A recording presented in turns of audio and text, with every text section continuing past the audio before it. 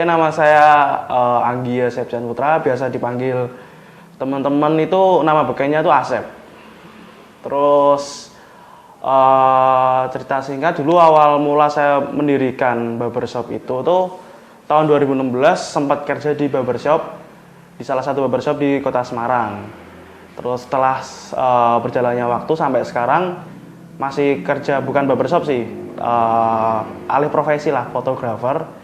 Terus barusan kemarin di awal tahun 2020 itu ada teman yang ngejual barbershopnya. Terus kok saya tertarik karena dulu pernah punya mimpi buat membangun barbershop. Akhirnya waktu teman itu nawarin barbershop, saya take over itu, akhirnya saya beli. Terus saya desain ulang, saya rubah konsepnya. Akhirnya terbentuklah ini barbershop ini. Gitu. Pertama kali potong dulu waktu kerja itu di salah satu barbershop di Kota Semarang, di daerah Peleburan itu tahun 2016 ya Mas ya. 2015-16 awalnya tuh masih SMA itu Mas. Pas masuk kelas 3 akhir lah mau lulus itu, iseng temen itu tuh punya barbershop, iseng main, nongkrong. Pas kebetulan karyawannya itu pada keluar. Otomatis temanku motong sendiri. Itu masih rame banget. Aku disuruh motong, disuruh bantuin. Kan nggak bisa tuh. Modal nekat Mas, modal nekat. Terus akhirnya diajarin itu cara motongnya tuh. Oh, pertama awal itu motong siswa pelayaran di daerah situ. Itu kan potongan gundul itu. Gampang tuh. Terus diajarin cara pakai clippernya itu gimana, ukuran sepatunya itu gimana. Terus dari situ tuh kayak ada passion buat motong, ada daya tariknya, ada suka juga gitu. Oh gini ya, gini. Terus itu kan keterampilan tangan juga kan aslinya. Terus dari situ terus diajarin otodidak, nggak ada les, lihat-lihat YouTube, udah berkembangnya seperti itu sih motongnya. Kalau aku pribadi sih suka dengan fashion Mas, apalagi gaya rambut ya.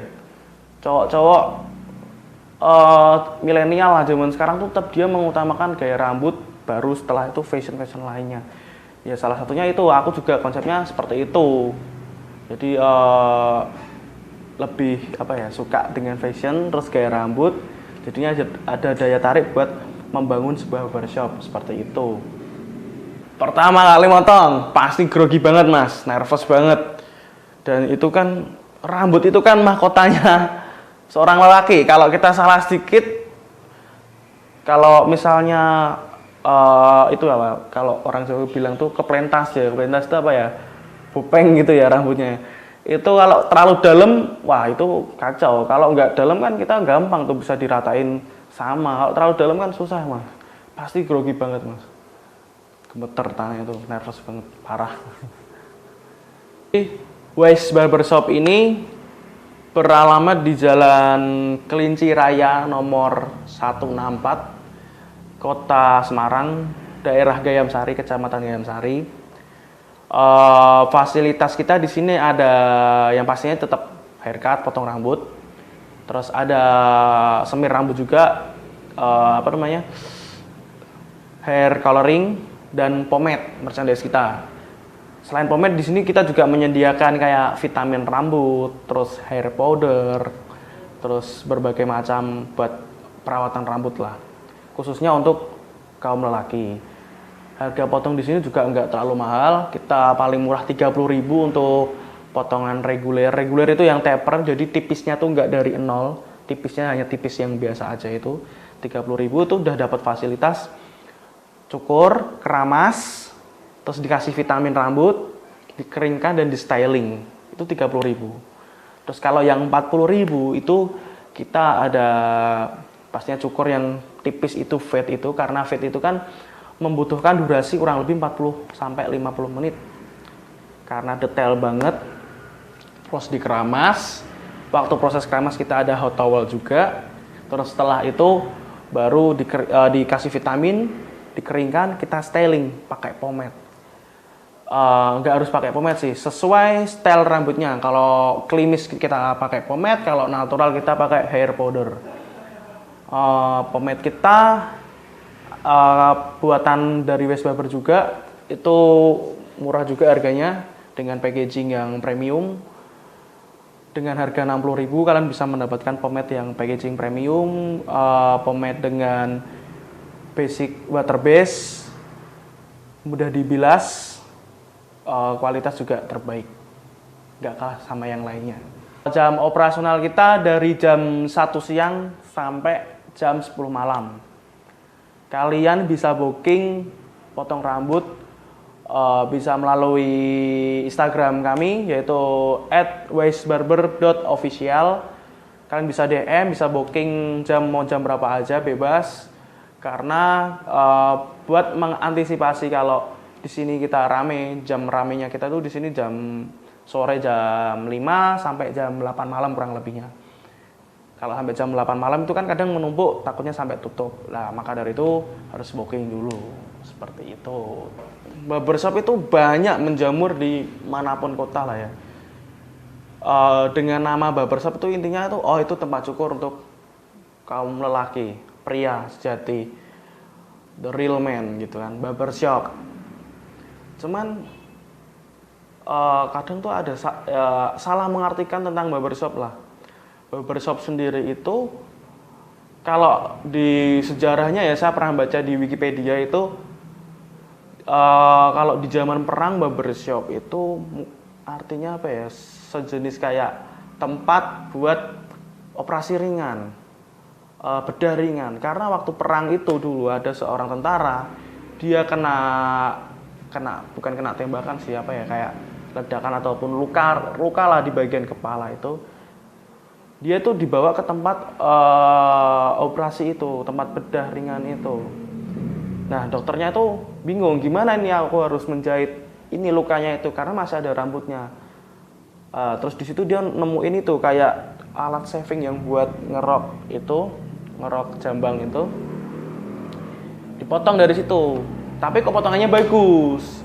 Terus akhirnya setiap mau yang kena luka di bagian kepala di tempat operasi ringan itu, cukur dulu. Terus lama-kelamaan di situ jadi tempat cukur. Terus makanya kan ada barbershop, yang lampu barbershop itu kan ada warna biru, putih, sama merah. Jadi merah itu tuh aslinya itu tuh perban, Mas. Perban itu selalu digantungkan di tiang. Nah, di tiang itu perbannya itu ada merah itu kan darah. Putih itu yang masih perban, masih polos. Biru itu kayak obat, seperti kayak obat buat luka lah itu loh.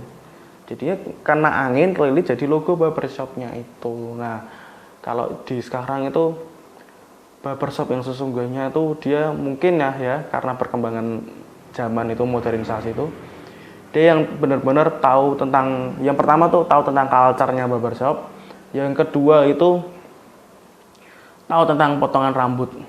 Yang namanya barbershop sendiri itu kan old school zaman dulu. Jadi kan potongan zaman dulu dia pasti tahu potongan-potongan old school yang kanan kirinya, belakangnya, bawahnya itu potongan fade atau yang bisa disebut tuh undercut.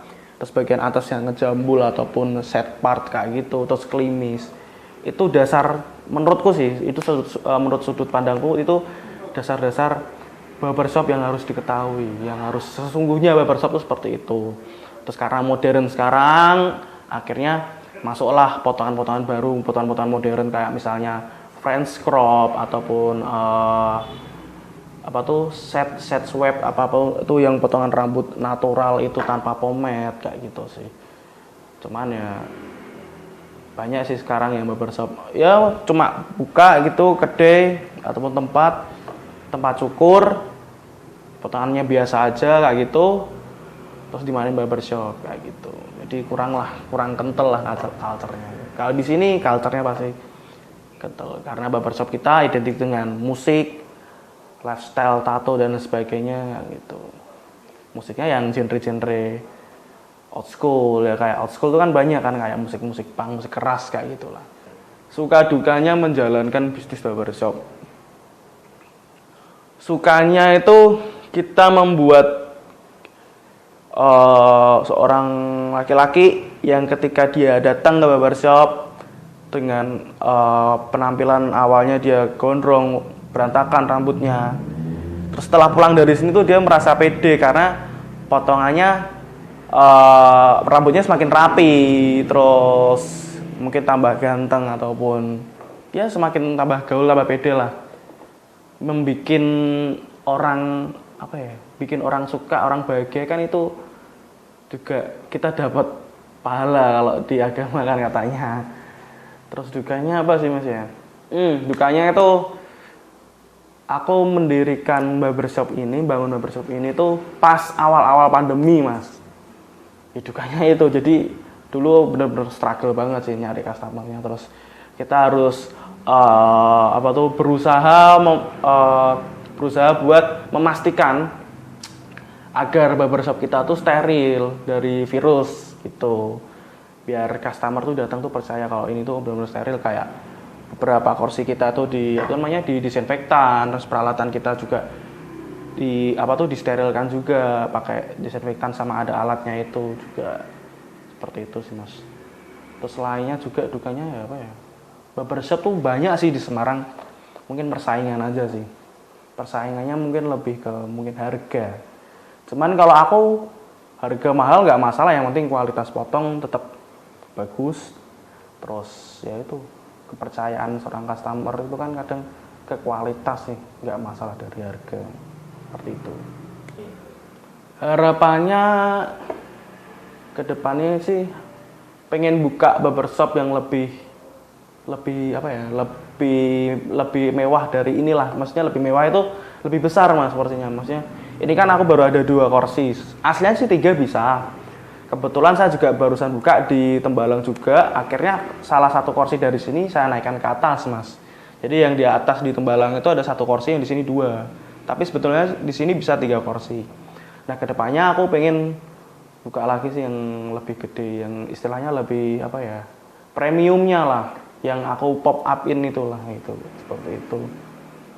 Customer kita itu random mas, dari anak kecil, dari umur mungkin 6 tahun lah mas, masih kecil gitu, masih balita sih enggak sih, ya TK lah, mungkin TK itu, sampai bapak-bapak, sampai mbah-mbah tuh ada gitu. Terus sistem marketing kita, pemasaran kita ya online sih, sosial media pasti. Terus mungkin cetaknya itu mungkin kayak poster-poster kita, misal teman ada yang buka usaha mesti kayak studio tato ataupun restoran ataupun kafe, kita numpang buat nempelin poster promo. Kalau misalnya di sini kita ada bundling nih, harga potong misal 50 ataupun 60 ribu, nanti kita free pomade, ntar free apalah gitu ya, promo-promo itulah, promo dari barbershop ini. Seperti itu mas. Yang namanya bisnis itu kita harus struggle kayak gimana pun caranya. Ya orang mendirikan usaha itu semakin kita semakin meningkat, semakin bagus kan, omongan-omongan itu banyak mas. Kayak contohnya pohon semakin tinggi itu angin semakin kencang. Ya makanya harus tetap struggle gitu sih. Seperti itu mas. Motivasiku buat menjalanin bisnis tuh ya kudu kebas sama omongan-omongan orang. Kita tetap hantam terus, maju terus, usaha terus lebih keras, kayak gitu aja sih.